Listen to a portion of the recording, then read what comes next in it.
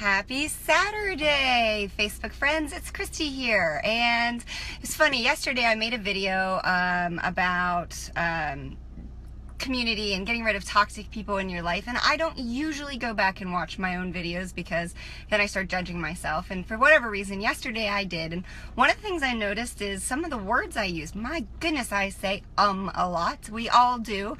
It's something I'm going to try and work on, and so because of that I decided to maybe come up with a little list of the top 10 phrases that people use that make you sound less confident. You know, confidence is a key component of success, and part of building and maintaining your confidence is posture. It's looking for those little things that undermine our confidence every day. And one place we can look at is to carefully look at the language that we use. Not only when we're speaking, but when we're emailing people, texting people, even in posts that we make. Aw, hey Jackie, thanks. Words have power. They send a message about who you are. So here are some words to watch out for.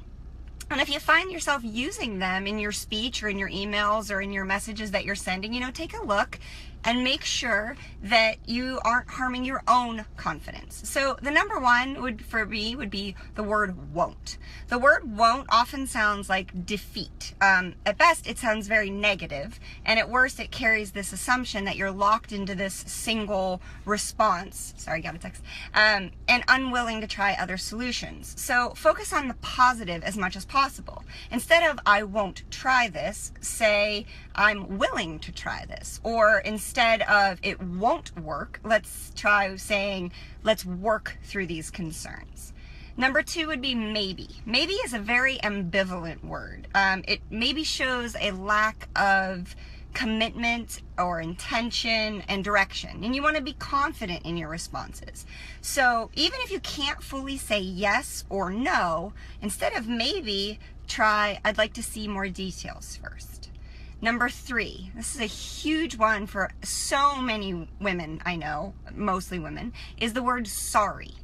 You know, do you ever find yourself saying you're sorry for an apology that isn't unwarranted? Like, do you open requests for like information or resources by saying, I'm sorry, but I'd hate to bug you, I'm so sorry. You know what? Say what you have to say and ask for what you want without an apology. If you've messed up and, sorry is appropriate, of course, that's one thing, but otherwise we need to cut that out. Number four, huge one, the word like. Like is one of those words that's so woven into our everyday language that we use it without even being aware that we're using it. But once you have like on your radar, it's seriously distracting because you say it so much, and it actually waters down your message and makes you sound less sure of yourself. So that was number four. Number five is the word just. It's much like, just is often used unconsciously, and it makes you sound unsure of yourself and tentative. It's almost apologetic, like saying sorry. So it's I just wanted to check, or I'm just concerned.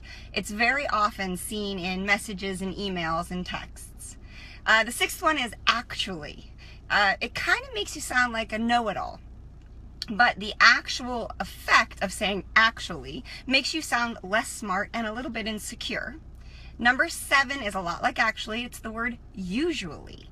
Depending upon the content, usually maybe sending this message that you're fine with things the way that they are and you're also resistant to change. We don't usually do things that way. Often comes across as lazy or lacking energy. A great replacement for usually in that kind of phrase is let's give it a try, or let's see if we can make it work instead of usually. Number eight is impossible. Where can you go after you say the word impossible? It's impossible. It's a closed deal. It's a word that closes all doors and throws out the keys. So nothing is impossible. Number 10 is hopefully.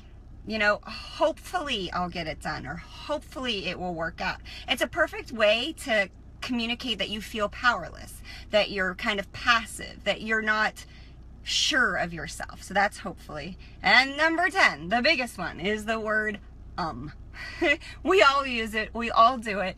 I do it apparently all the time. Who knew? Is a way of resetting your brain, and it is so subconsciously in our language, kind of that we see. I just did it, and I didn't even mean to, right? So okay, so that's my top 10 words that I think that if we could really work on, making sure that we're aware of them, we can make positive changes in the way that we speak to people, the way we text people, the way we message people, and come across as more confident.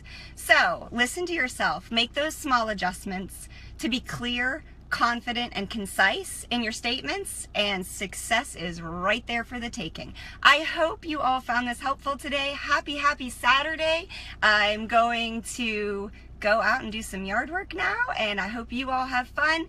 If you found some value in this, please feel free to like, comment, or share. Keep those messages and comments coming, because I absolutely love them, and you can call me out every time I say from now on. Have a good one.